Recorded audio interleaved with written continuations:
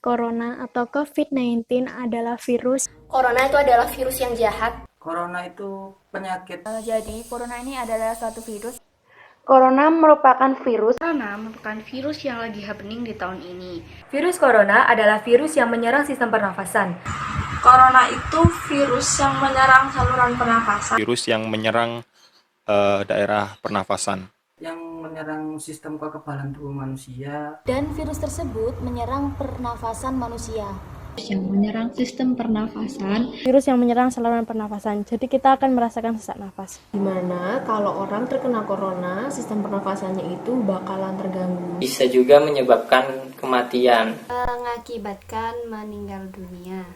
Virus yang ditemukan pada manusia dan hewan. Menyerang tidak hanya pada orang dewasa, melainkan anak kecil, bayi, sampai orang tua. Yang berasal dari Wuhan, Cina. Virus ini berasal dari Wuhan, China. Virus yang awalnya itu dari Wuhan, Cina, terus menyebar ke dunia, termasuk ke Indonesia. Nah, virus ini tuh masuk di Indonesia pada awal tahun 2020. Dan bahkan sekarang sudah menjadi pandemik di seluruh dunia. Dan bergejala sama seperti gejala sakit flu pada umumnya. Batuk, flu, demam, bahkan sesak nafas. Ada batuk, pilek, panas. Virus ini menyebar melalui tetesan cairan yang dikeluarkan oleh individu yang sudah terjangkit virus pada saat bersin maupun batuk. Untuk itu, kita disarankan untuk menggunakan masker pada saat bepergian atau keluar rumah. Selain itu, kita harus sering cuci tangan. Kita harus benar-benar jadi pribadi yang bersih untuk mengurangi penyebaran virus ini.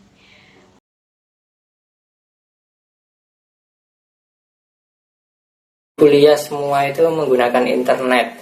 Kadang susah sinyal, kadang memang susah mengerti sama materinya gitu. Aku nggak bisa kemana-mana sih setelah ada corona ini. Mau kemana-mana pun takut. Bimbingan susah. Apalagi dosen yang gaptek.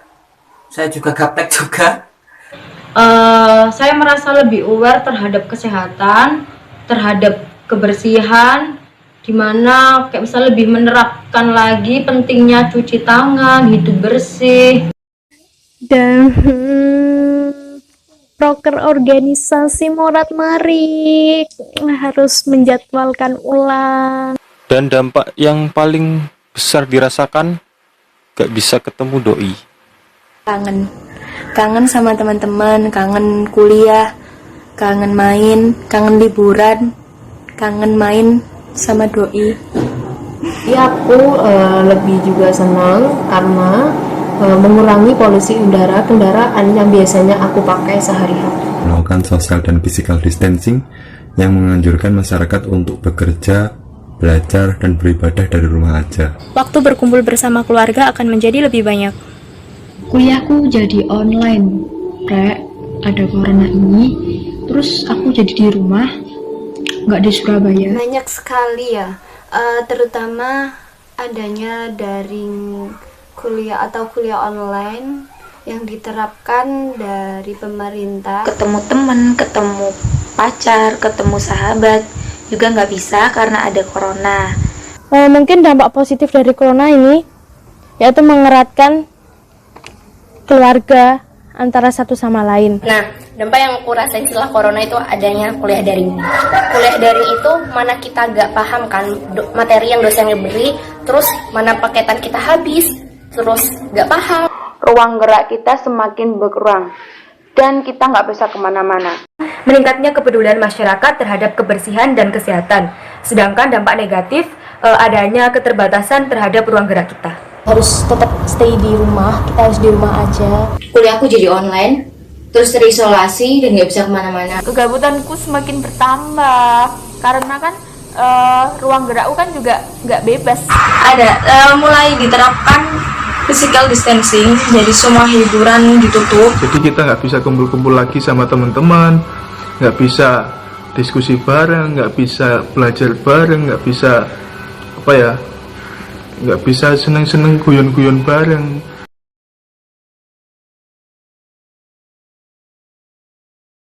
Tiap hari Senin sampai Jumat yang aku lakuin yaitu kuliah daring. Nah, untuk sela-sela kuliah daring tersebut sama Sabtu Minggu yang aku lakuin yaitu membantu kedua orang tua dan juga bermain bersama adik. Dan untuk kegiatan selanjutnya ketika gak ada kuliah daring, gak ada tugas, daripada gabut, saya itu masak dadakan seperti masak-masak jajanan di YouTube, seperti itu. Terus bersih-bersih rumah. Terus untuk menghilangkan jenuh, saya karaokean bersama ibu biasanya. Masak, bantu-bantu, terus habis itu jadi chef, ala-ala chef gitu. Dan kuliah daring. Kuliah online.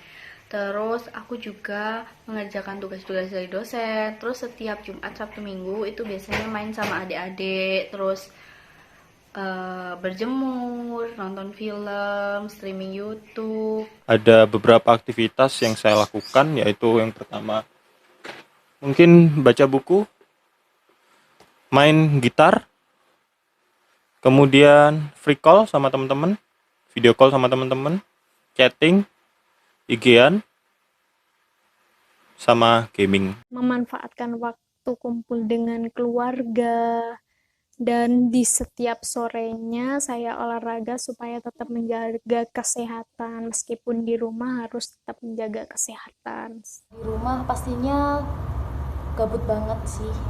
Paling juga nonton drama Korea, gaming, terus bantuin bersih-bersih rumah juga. Dan juga yang pastinya kita juga kuliah online. Aku ya kuliah daring itu tadi, terus bersih-bersih rumah, bantu-bantu masak, terus HP-an, rebahan, gitu aja, nggak ada yang istimewa. Yang pertama ya kuliah itu meskipun memang nggak setiap hari, tapi pasti ada kuliah online.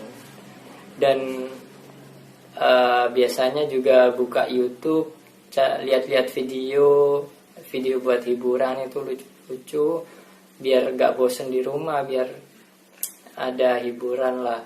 Terus buka-buka sosmed, lihat-lihat chattingan, terus kadang juga buat video dan masak. Pokoknya di rumah terus, paling banyak waktunya itu di dalam kamar. Berdoa semoga coronanya itu hilang. Sekarang ya enggak. Selain itu ada lagi sih. Selain itu aku ya pastinya kuliah daring ya kan. Soalnya aku mahasiswa. Terus YouTubean, rebahan, drakoran, jadi MasterChef ala-ala. Itu kuliah online, praktikum online, bikin tugas, ngerjain laporan, terus bantu mama masak, sama lihat drakor.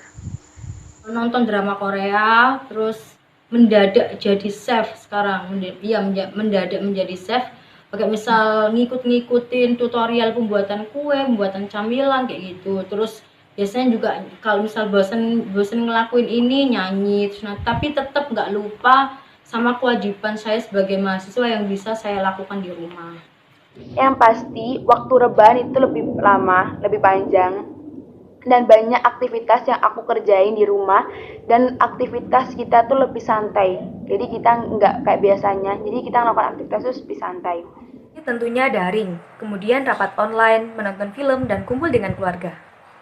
Kuliah online, terus rebahan, makan, main game, kadang bantu orang tua, rebahan lagi, kuliah online lagi, gitu aja terus. Ya sebenarnya sih bosen, cuma ya kita juga harus turut berpartisipasi sih untuk melindungi masyarakat dan melindungi negara kita, walaupun hanya dengan rebahan aja di rumah. Ngerjain tugas, kerja kelompok online, terus rapat online, kayak gitu-gitu. Selain itu bisa kumpul-kumpul keluarga juga, mengerjakan hobi yang dulu sempat tertunda. Pastinya kuliah daring, karena kuliah tetap berlanjut. Jadi pertama kuliah daring, terus ngerjain tugas. Yang kalian tahu sendiri, tugas dari dosen itu makin banyak karena corona ini. Terus yang ketiga itu bantu orang tua. Mungkin main HP, tapi nggak bisa nonton film. Kalau aku ya, nggak bisa nonton film karena emang waktunya nggak ada.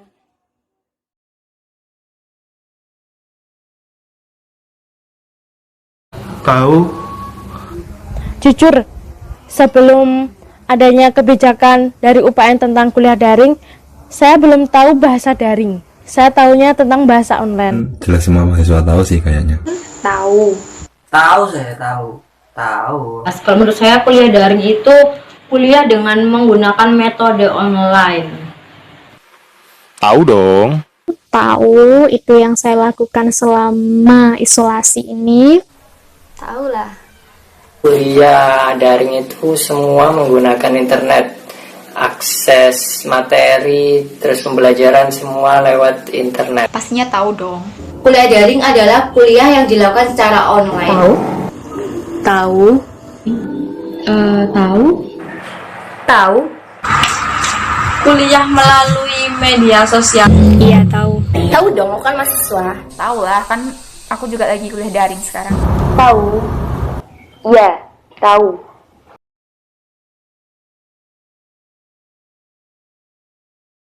Itu setiap minggunya saya habis 10 GB.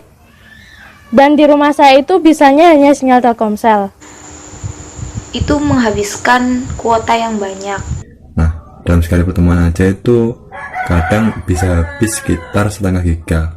Kalau dikali 6 mata kuliah 1 minggu bisa habis 3 giga. Nggak ada ya, soalnya aku pakai wifi. Kalau saya di kos sih itu tak pakai wifi ya. Tak terhingga karena pakai wifi di rumah, jadi nggak tahu. Berapa habisnya itu saya tidak menghitung, tapi lumayan.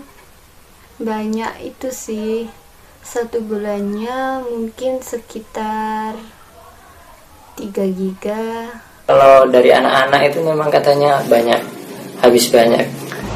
Bener-bener banget, bener-bener banyak banget sih menurut aku. Dari pertama kali diadakan kuliah online sampai sekarang itu sekitar 2 giga. Habis banyak banget. Di sini tuh sekitar 5 sampai 6 giga buat kuliah daring ini. Itu biasanya satu kali pertemuan bisa habis 350 mega. Karena metode yang dosen saya berikan bukan tatap muka, sehingga kuota yang saya habiskan juga sedikit.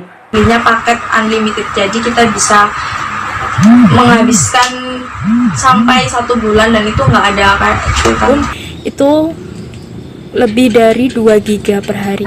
Itu banyak banget. Ini masih belum nyampe 1 bulan ya. Belum nyampe gak sih 1 bulan. Itu aku sudah ngabisin 15 giga ditambah 37 giga. Kayaknya lebih dari 30 GB dah. Kurang tahu sih berapa giga yang dihabisin, soalnya ini di rumah pakai wifi. 15 GB itu cuma dalam waktu seminggu.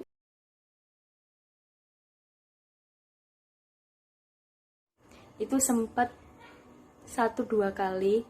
Itu kalau tatap muka yang bawahan itu nggak panjang karena kan nggak ke shoot, jadi yang panjang itu cuma atasan sama cuma pakai kerudung aja. Sering sekali saya melakukan dengan makan, kemudian saya tinggal bersih-bersih atau mandi dulu seperti itu. Maaf ya dosennya. Gak ada pengalaman lucu kan ya. Soalnya selama adanya virus corona itu aku bener-bener hashtag di rumah aja. Jadi gak kemana-mana. Jadi tidak ada hal yang lucu. Kecuali hal lucunya itu tengkar sama saudara cowokku sih, itu paling hal lucu. Saya selalu menggunakan celana kolor kalau kuliah daring. Tapi untuk atasan seperti baju, hijab, dan semacamnya itu saya juga menggunakan seperti kuliah biasanya. Pengalaman lucu sendiri sih sejauh ini belum ada. Kapan hari itu ada satu dosen itu ngajak kuliah daring cuma buat foto bersama aja lewat aplikasi Zoom. Setelah itu ya udah selesai. Jadi kayak apa ya, kok kayak gini sih ternyata kuliah daring. Persepsinya mahasiswa tuh mungkin ada sebagian mahasiswa yang anggap itu enak, tapi ada juga yang nganggap kok enak banget sih jadi dosen, makan gaji buta dong kayak gini, nggak kerja tapi udah digaji. Pertama kali aku kuliah daring itu kan menggunakan aplikasi tatap muka, yaitu aplikasi Zoom. Di situ kan ada mikrofon yang harus dimatikan, harus di-mute, karena biar segala bentuk suara di sekitar kita itu tidak kedengaran. Tapi aku matiin sama sekali. Jadi mulai dari awal kuliah sampai habis kuliah itu nyala. Jadi suara yang ada di sekitarku masuk semua. Dan aku tidak punya rasa berdosa sama sekali, meskipun aku udah disebut di grup, aku nggak sadar sama sekali. Dan aku baru sadar setelah selesai kuliah dan aku baru baca grup. Parah banget kan? Kalau pengalaman lucu kayaknya nggak ada, tapi enaknya kuliah daring itu jadi nggak perlu mandi buat masuk ke kuliah. Kayaknya sih selama kuliah daring ini aku susah cari jaringan ya, soalnya kan rumahku pegunungan, jadi jaringannya itu susah. Jadi pernah ya waktu itu salah satu matkul itu butuh menggunakan aplikasi Google Meet. Nah aku bingung sana kemari cari sinyal, cari jaringan, sampai aku numpang wifi tetangga, itu pun nggak bisa. Akhirnya aku nggak ikut perkuliahan, tapi tetap di absen sih. Ketika pakai aplikasi video, kita di dalam room, dosennya menerangkan, nah itu tiba-tiba kan dosennya juga nggak bagus sinyalnya, nggak jelas suaranya, tiba-tiba dosennya keluar sendiri. Dan anak-anak itu di dalam room itu bingung, loh mana dosennya ini, terus gimana. Itu sih yang lucu. 2 kali kejadian, dosennya berbeda, mata kuliahnya juga berbeda, dan itu yang terjadi.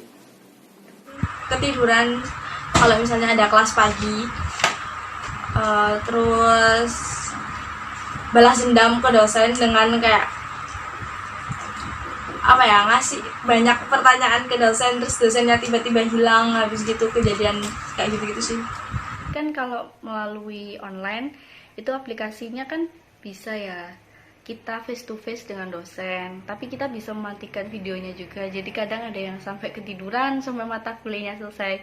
Jika kita rebutan absensi, Waktu itu dosenku itu nyuruh kita on kamera gitu. Padahal waktu itu aku belum mandi guys. Aku belum mandi dan dosenku itu nyuruh kita buat on cam. Terus dosenku tuh bilang, kenapa nggak mau on cam? Pasti belum mandi. Itu lucu banget sih kalau menurutku. Ketiduran sih lebih tepatnya. Soalnya pernah waktu aku mau kuliah daring, waktu itu aku ketiduran siang. Nah, tepatnya kuliah daring ini, di mata kuliah ini aku itu setelah duhur gitu. Jadi aku habis duhuran terus tiduran gitu. Ternyata waktu bangun-bangun udah absen aja itu dosen. Jadi aku gelagapan gitu. Yang lucu sih teman-teman ya, lebih tepatnya teman-teman kelas saat kuliah daring banyak yang melakukan hal-hal yang seharusnya nggak dilakukan gitu loh. Contohnya makan sambil kuliah, kemudian ada yang sambil rebahan, ada yang sambil kemarin pakai kostum yang ya aneh lah pokoknya.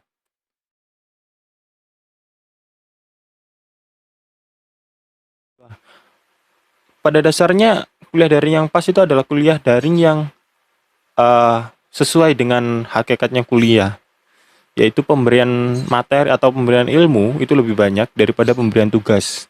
Karena yang saya alami selama kuliah daring 1 bulan ini, dosen-dosen kebanyakan hanya memberikan tugas ketimbang memberikan ilmu, seperti itu. Dengan metode tatap muka, namun apabila ini dilakukan, tentunya menggunakan kuota yang cukup banyak. Yang pastinya itu kuliah daring yang masih fasilitas yang terbaik bagi mahasiswanya kan. Contohnya kayak ada subsidi pulsa, subsidi paketan. Soalnya kan kalau kuliah daring dampaknya tuh pasti ke paketan, ke paket data ya kan. Jadi itu sih, paketan sih. Itu fasilitas terbaik sepertinya. Tetap ada tatap muka dengan dosen dengan mahasiswa seperti teleconference atau Google Meet atau Google Classroom atau Zoom. Jadi masih ada penjelasan dari dosen untuk mahasiswanya, tidak hanya diberi tugas atau diberi PPT untuk dipelajari sendiri. Selain itu, yang pas untuk mahasiswa lainnya menurut saya menonton video penjelasan dari Bapak Ibu dosen tentang materi tersebut. Jadi kita tinggal mengunduh di YouTube bagaimana materi penjelasannya, dan setelah itu kita jika ada yang tidak tahu kita tanyakan kepada Bapak Ibu dosen. Kalau menurutku daring yang pas buat mahasiswa itu untuk sekarang ini sudah pas, cuman mungkin terlalu menghabiskan banyak kuota bagi yang di rumahnya belum ada wifi. Dan langkah kampus UPN Veteran Jawa Timur sekarang sudah baik, sudah menyediakan atau mengirimkan paket data ke mahasiswanya agar bisa kuliah online. Yang pasti bukan terus-menerus dikasih tugas sehingga tugas itu menumpuk, itu nggak pas lah. Yang pasti ya tetap dijelaskan, diterangkan seperti mata kuliah biasanya. Terus kalau misalkan kan aku ini banyak hitungannya, jadi ada saran juga kemarin dari anak-anak itu, dosennya itu merekam video menjelaskan gitu ya. Habis itu kemudian di-share ke mahasiswa. Jadi kita mahasiswa itu sudah mendapatkan video penjelasan yang bisa diulang-ulang untuk memahaminya itu supaya lebih mudah gitu. Kalau menurut aku sih dosen itu menggunakan aplikasi yang tidak terlalu memberatkan mahasiswa. Nah, contohnya seperti Google Classroom. Nah, itu kan tidak menghabiskan kuota terlalu banyak nih. Nah, tetapi dengan catatan ketika kita menggunakan Google Classroom, dosen tidak hanya share tugas saja, tapi mereka juga share materi. Setelah itu ketika ada mahasiswa yang tidak paham atau tidak mengerti dengan materi tersebut, kita bertanya, dan setelah itu dosen menjawab pertanyaan kita, dan setelah itu baru kita dikasih tugas.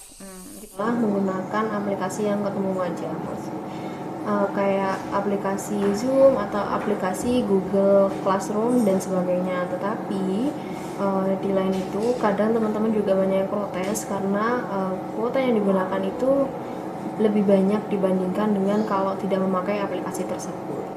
Pakai aplikasi Zoom, yaitu tatap muka. Soalnya kita jadi lebih tahu keadaan atau ketika dosen menerangkan. Akan tetapi banyak juga dari mahasiswa yang daerahnya susah sinyal, jadi dia itu tidak bisa mengakses aplikasi Zoom ini dengan cepat. Lebih tepatnya kurang efektif sih bagi mereka yang susah sinyal daerahnya. Kalau dari sudut pandang mahasiswa saya sendiri nih ya saya pengennya kuliah daring yang gak banyak tugas. Terus kalau mau pakai video conference ya nggak usah lama-lama biar gak ngabisin kuota. Terus ya pokoknya yang enak-enak aja lah. Itu kalau dari sudut pandang mahasiswa. Tapi kalau dari sudut pandang dosen saya juga nggak tahu kayak gimana.